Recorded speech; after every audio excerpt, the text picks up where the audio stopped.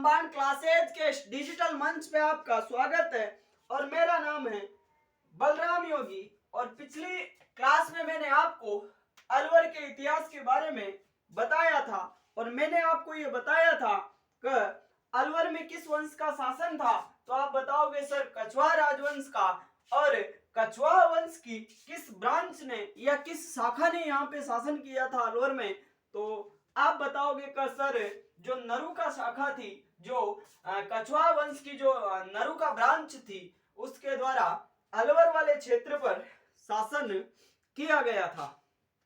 तो मैं आपको ये बता चुका था कि ये जो अलवर का जो कछवाहा राजवंश था, जो नरुका शाखा के अंतर्गत आता है, तो इनके द्वारा माछेड़ी जो अलवर में ही एक छोटी सी रियासत पड़ती है, वहां पे शासन किया गया था। अर्थात ये क्या थे, माछेड़ी के सामंत थे।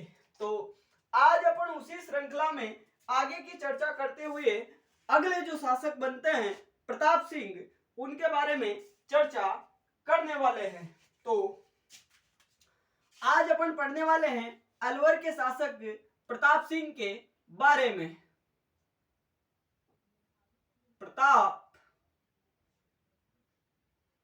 प्रताप सिंह जो शासक कहां के, अलवर के शासक थे। तो मैंने आपको ये बताया था कि ये जो माछेड़ी जागीर थी, ये कल्याण सिंह नरुका को प्रदान की गई थी। और कल्याण सिंह नरुका के वंशज कौन थे, प्रताप सिंह। तो जाहिर सी बात है कि ये माछेड़ी के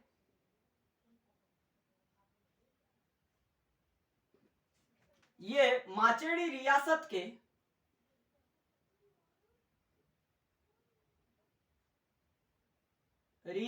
के सामंत थे।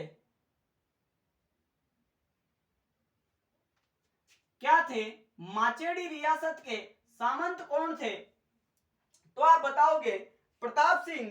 अब अगर अपन बात करें तो 1774 में एक मुगल सम्राट आते हैं जिनका नाम है शाह आलम द्वितीय। तो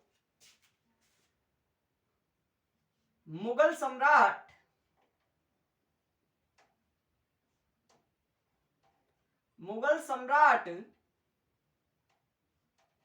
शाह आलम द्वितीय द्वारा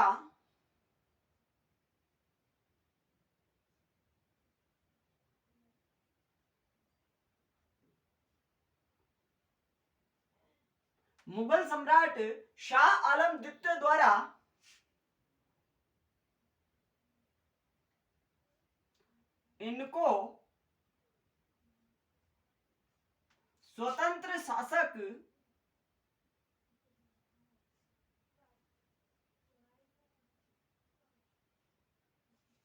घोषित किया गया।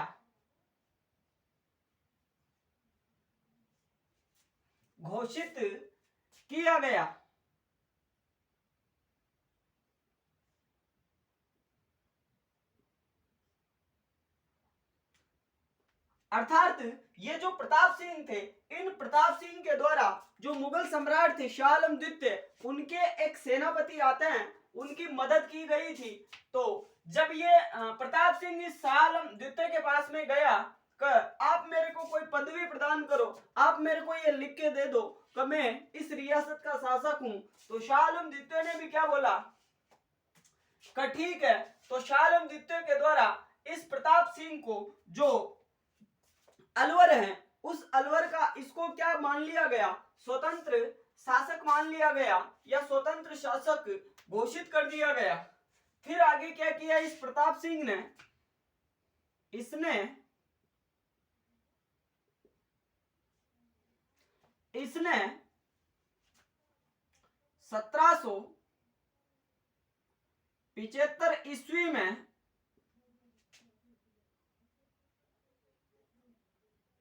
अलवर की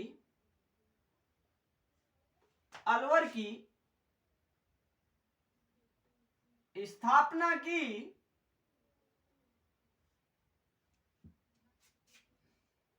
इसने 1775 ईस्वी में अलवर की स्थापना की तथा अलवर को अपनी कैपिटल अर्थात राजधानी बनाया।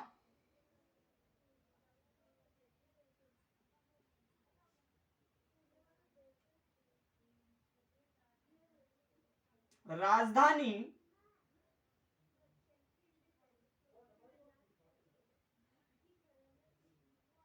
राजधानी बनाया।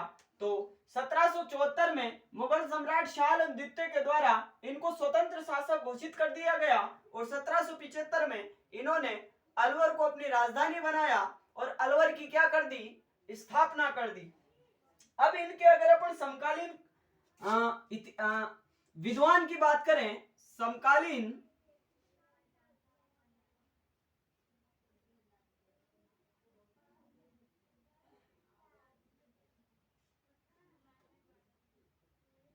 दरबारी, तो उनका नाम था जाचिक जीवन।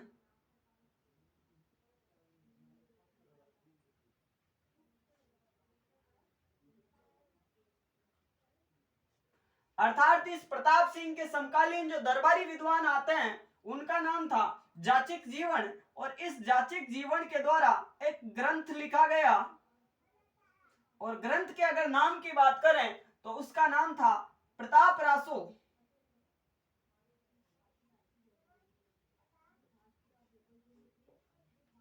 यानी प्रताप सिंह के दरबारी विद्वान की अगर अपन बात करें तो नाम क्या मिलता है अपन को, जाचिक जीवन, और इस जाचिक जीवन के द्वारा प्रताप रासो नाम का एक ग्रंथ लिखा गया था। और ये जो प्रताप रासो जो ग्रंथ है, इससे अपन को इस प्रताप सिंह के बारे में जानकारी प्राप्त होती है। तो आप क्या लिख सकते हो कि इस ग्रंथ से अपन को इस प्रताप सिंह के बारे में जानकारी प्राप्त होती है।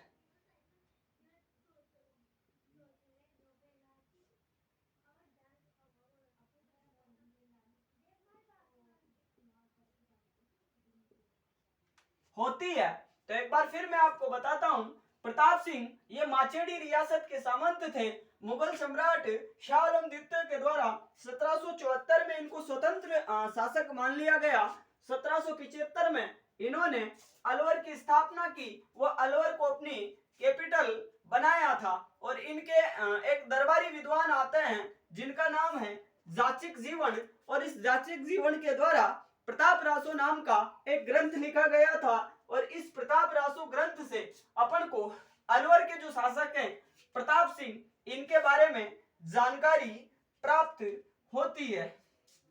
तो आप इसको नोट आउट कर सकते हो। अब अपन अगले शासक की बात करते हैं। जो अलवर रियासत के अगले शासक थे उनका नाम था बख्तावर सिंह।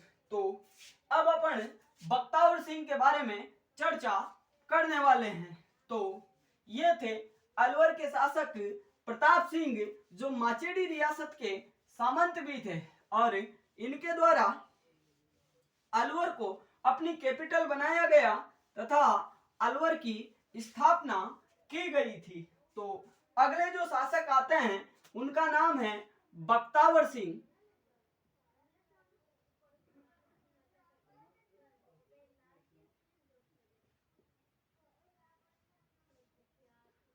अगले शासक कौन, बख्तावर सिंह।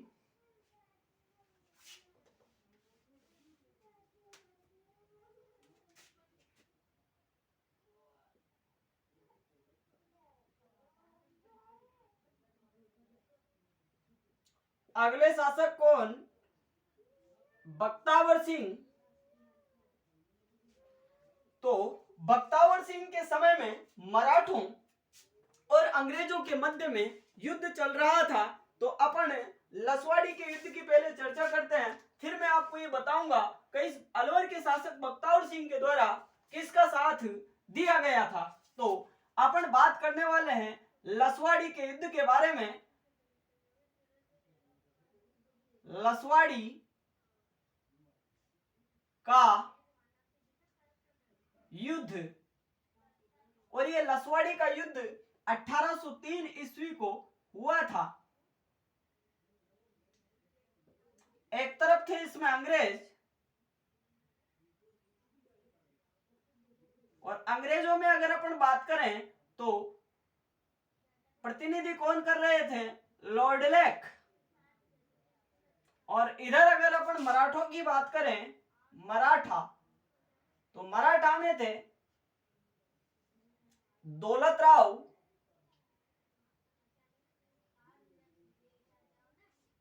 सिंधिया।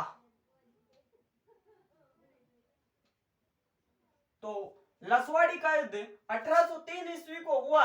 एक तरफ अंग्रेज लॉर्ड लेक और दूसरी तरफ मराठा दौलतराव सिंधिया थे। तो दोनों के मध्य में यह युद्ध हुआ और युद्ध में अंग्रेजों को विजय मिली और मराठों को हार का सामना करना पड़ा था। तो दोनों के मध्य यह युद्ध हुआ और परिणाम क्या निकला, इसको विजय मिली और इसको हार का सामना करना पड़ा। और अपने काम वाली बात यह है कि इस बख्तियार सिंह के द्वारा इस लॉर्ड लेक का क्या दिया गया था, साथ दिया गया था। यह बात आपको याद रखनी है कि अंग्रेजों और मराठों के मध्य जो युद्ध हुआ था, लसवाड़ी का युद्ध, इस लसवाड़ी के युद्ध में जो अलवर के शासक थे बख्तियार सिंह, इन बख्तियार सिंह के द्वारा किनका साथ दिया गया था, तो आपका आंसर क्या बनेगा, सर लॉर्ड लेक का साथ दिया गया था। अब अपन अगर आगे बात करें तो ये जो बख्तियार सिंह है, ये बख्तेश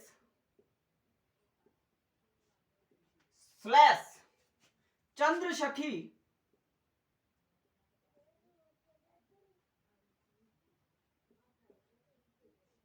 यानी ये बख्तियार सिंह बख्तेश या फिर चंद्रशखी नाम से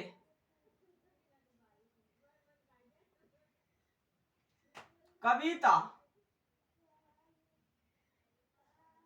रचना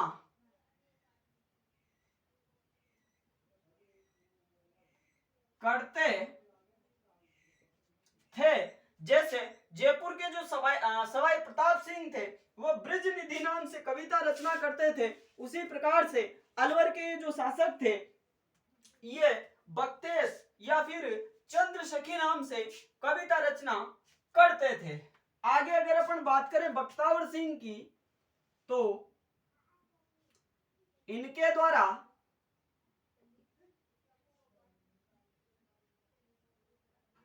चौदह नवंबर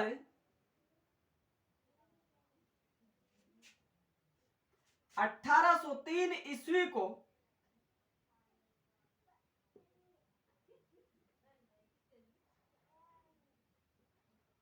अंग्रेजों के साथ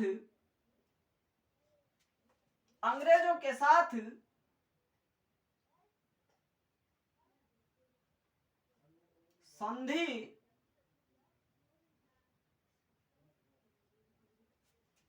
कर ली गई। यानी इस बख्तियार सिंह के द्वारा 14 नवंबर 1803 ईस्वी को अंग्रेजों के साथ में अलायंस अर्थात संधि कर ली जाती है। अब ये जो बख्तियार सिंह थे, इन बख्तियार सिंह की निसंतान मृत्यु हुई, अर्थात इनके कोई पुत्र नहीं था। इसी वजह से इन्होंने क्या किया, विनय सिंह को गोद ले लिया। तो दो बातें मैं आपको एक साथ बताऊंगा। बख्तियार सिंह, तो इस बख्तियार सिंह की क्या हो गई, निसंतान मृत्यु। तो मृत्यु से पहले इस बख्तियार सिंह ने क्या किया, विनय सिंह को, जो विनय सिंह है, इन विनय सिंह को क्या किया, इसने गोद ले लिया। तो मैं आपको क्या बता रहा हूं कि अपनी मृत्यु से पहले इस बख्तियार सिंह के द्वारा जो विनय सिंह था, इसको क्या ले लिया गया, गोद। लेकिन इस बख्तियार सिंह की अन्य दासी आती है, अन्य दासी, और दासी के अगर अपन पुत्र की बात करें तो उस पुत्र का नाम था, अगर अपन दासी के पुत्र की बात करें तो उसका नाम अपन को क्या मिलता है, जो इसका जो अन्य दासी पुत्र था उस दासी पुत्र के द्वारा इस विनय सिंह को क्या मतलब राजा नहीं माना गया, तो इसी वजह से मतलब इन दोनों के बीच में विवाद हो जाता है। तो मैं आपको क्या बता रहा हूं कि बख्तावर सिंह के द्वारा विनय सिंह को क्या ले लिया गया, गोद ले लिया गया। लेकिन इस बख्तावर सिंह की एक अन्य दासी आती है और दासी के पुत्र की बात करें तो उसका नाम अपन को क्या मिलता है, बलवंत सिंह। बलवंत सिंह। तो ये बलवंत सिंह क्या कहता है कि मैं शासक मतलब मैं शासक हूं अलवर का, और इधर विनय सिंह क्या कहता है कि मैं अलवर का शासक हूं क्योंकि मेरे को इन्होंने क्या किया है, इस बख्तावर सिंह ने गोद ले लिया है।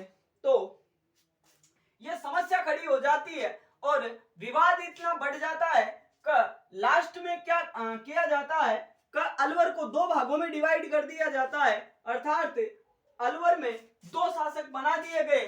तो मैं दोनों शासकों के बारे में आपको बताता हूं। अलवर का एक शासक तो बन गया विनय सिंह अलवर, और इस अलवर के कितने शासक बन गए, एक तो बन गया विनय सिंह और दूसरा बन गया बलवंत सिंह।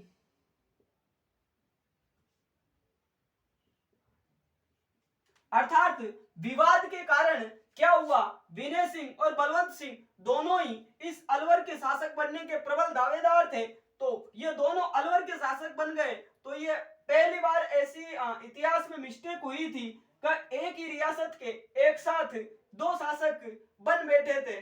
तो अंग्रेजों ने क्या किया, अंग्रेजों ने क्या किया, इस अलवर को दो पार्टों में डिवाइड कर दिया और अलवर में जो दो रियासतें थी, एक तो नीमराना रियासत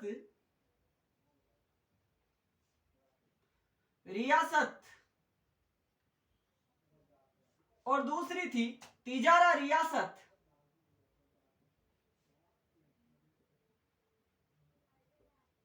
तिजारा रियासत, ये दोनों रियासतें किसको प्रदान कर दी, बलवंत सिंह को, और अलवर के ऊपर किसका अधिकार रह गया, विनय सिंह का अधिकार हो गया।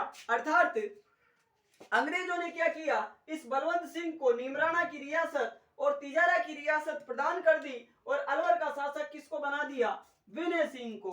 तो ये विवाद के कारण ऐसा कुछ हुआ था। तो मैंने आपको बख्तावर सिंह के बारे में बताया है। समकालीन बात करें तो लसवाड़ी का युद्ध होता है 1803 में। एक तरफ अंग्रेज लॉर्ड लेक और दूसरी तरफ मराठा दौलतराव सिंधिया, और युद्ध में दौलतराव सिंधिया को हार का सामना करना पड़ता है और अलवर के बख्तावर सिंह के द्वारा इस लॉर्ड लेक का साथ दिया जाता है। फिर मैंने आपको बताया कि बख्तेश या चंद्र सखी नाम से ये कविता रचना करते थे कौन, बख्तावर सिंह, और इनके द्वारा 14 नवंबर 1803 को अंग्रेजों के साथ में अलायंस अर्थात संधि कर ली जाती है और इस बख्तावर सिंह के द्वारा एक पुत्र विनय सिंह को गोद लिया गया और इसका एक अन्य दासी पुत्र आता है बलवंत सिंह। तो बख्तावर सिंह की मृत्यु के बाद दोनों के बीच में विवाद होता है और दोनों ही अलवर रियासत के शासक बन जाते हैं। फिर जब मामला गड़बड़ होता दिखा तो अंग्रेजों ने जो बलवंत सिंह था इसको नीमराना और तिजारा की रियासत प्रदान कर दी और अलवर का शासक किसको बना दिया, तो वो बना दिया था विनय सिंह को। तो अगले जो अलवर के शासक थे विनय सिंह, अब मैं उसके बारे में आपको बताने वाला हूं, तो आप इसको नोट आउट कर सकते हो। अब अपन अलवर के अगले जो शासक थे उनके बारे में चर्चा करने वाले हैं। तो अलवर के जो अगले शासक बने उनका नाम था विनय सिंह।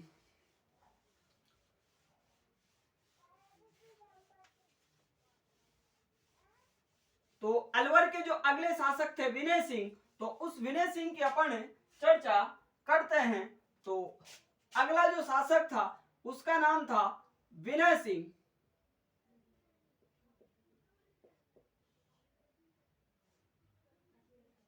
अगले जो शासक थे उनका नाम था विनय सिंह। तो इनके द्वारा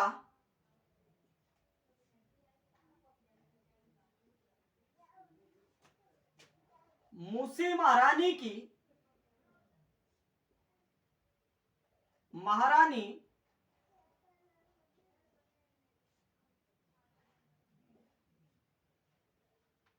अस्सी खंभों की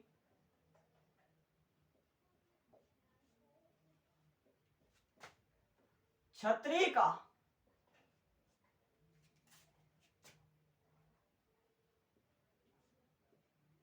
निर्माण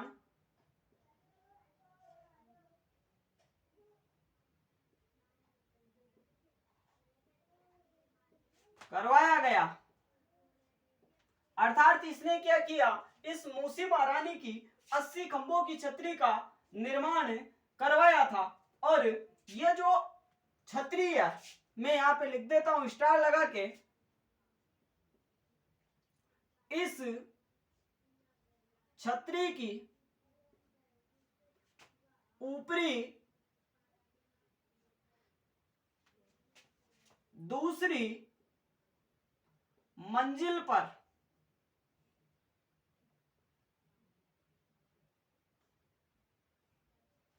रामायण व महाभारत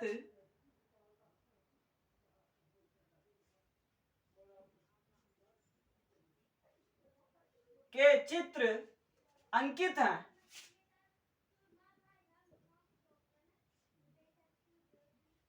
अर्थात ये जो छतरी है, इसकी जो ऊपरी 2 मंजिलें हैं उन पर रामायण और महाभारत के चित्र अंकित हैं। अब अगर अपन बात करें इस विनय सिंह की रानी की, तो वह कौन आती है, रानी, और इनकी रानी का नाम था शीला। और ये शीला वो शीला की जवानी वाली शीला नहीं है, ये विनय सिंह की जो रानी है महारानी शीला, तो ये वो शीला है। तो इसके बारे में मैं आपको बताता हूं कौन सी शीला है। महारानी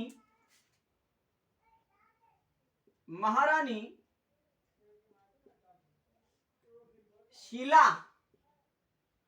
ये वो मुन्नी वाली शीला नहीं है। तो ये क्या है, शिल्पा शेट्टी। तो विनय सिंह की जो महारानी थी उनका नाम था महारानी शीला। तो इस शीला के लिए या इस शीला की स्मृति में याद में इस विनय सिंह के द्वारा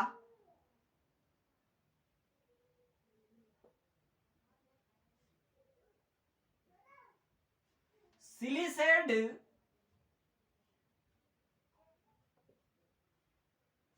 झील का निर्माण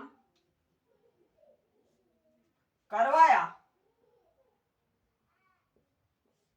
अर्थात विनय सिंह ने अपनी जो रानी थी शिल्पा शेट्टी, इसकी याद में सिलीसेड झील का निर्माण करवा दिया। और इस सिलीसेड झील को क्या बोला जाता है, राजस्थान का नंदन कानन, ये आप विशेष रूप से याद रखना, राजस्थान का नंदन कानन कहा जाता है। तो ये थे अलवर के महाराजा विनय सिंह। तो विनय सिंह, इनके द्वारा मूसी महारानी की 80 खंभों की छतरी का निर्माण करवाया गया था। और इस छतरी के ऊपरी जो 2 मंजिलें हैं उन मंजिलों पर रामायण और महाभारत के चित्र अंकित हैं। उसके अलावा जो विनय सिंह की जो रानी आती है महारानी शीला, तो इस शीला की स्मृति में इन्होंने क्या किया, सिलीसेड झील का निर्माण करवा दिया। और इसी सिलीसेड झील को अपन राजस्थान का नंदन कानन भी कहते हैं। तो आप इसको नोट आउट कर सकते हो। अब अलवर रियासत के जो भी अगले शासक बचे हुए हैं उनकी चर्चा अपन करेंगे अगली क्लास में। तो आज की इस क्लास को अपन यहीं पे विराम देंगे। तो आज की क्लास और अभी के लिए इतना ही। धन्यवाद। आपका दिन शुभ हो।